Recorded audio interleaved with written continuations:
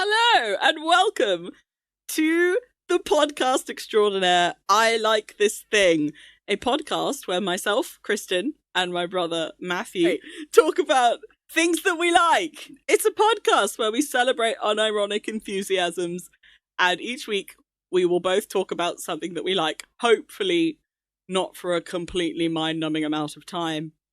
I feel like this week's topic could definitely leave me speaking for hours.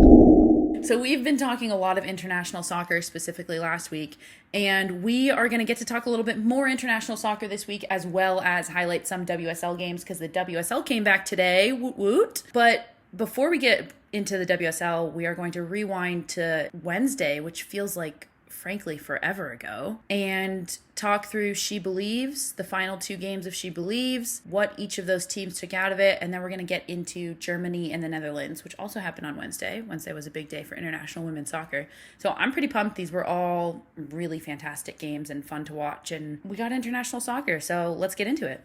So obviously the big thing is USA won the She Believes Cup. Not a huge surprise. But the USA versus Argentina game, first question for you really, were you massively surprised by the amount of goals that USA won by?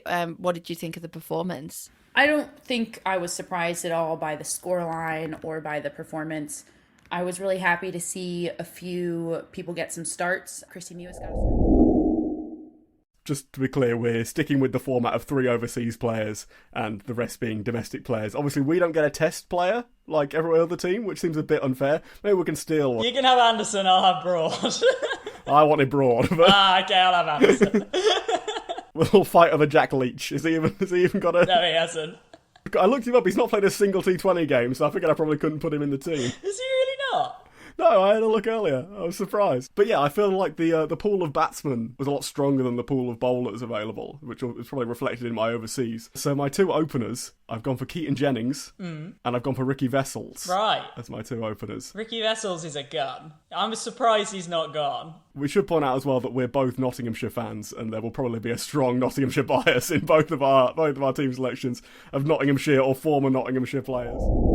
Well, let me put you at ease with a joke that I came up with the other day and have told myself multiple... Actually, I feel like I've gained confidence. I want to stop you talking. No, now it's too late. You're in for the joke now. Okay. Oh no. What is the difference between a car and a cow? So many logistical differences between a car and a cow. Oh, you're too similar to me. That's like literally the punchline.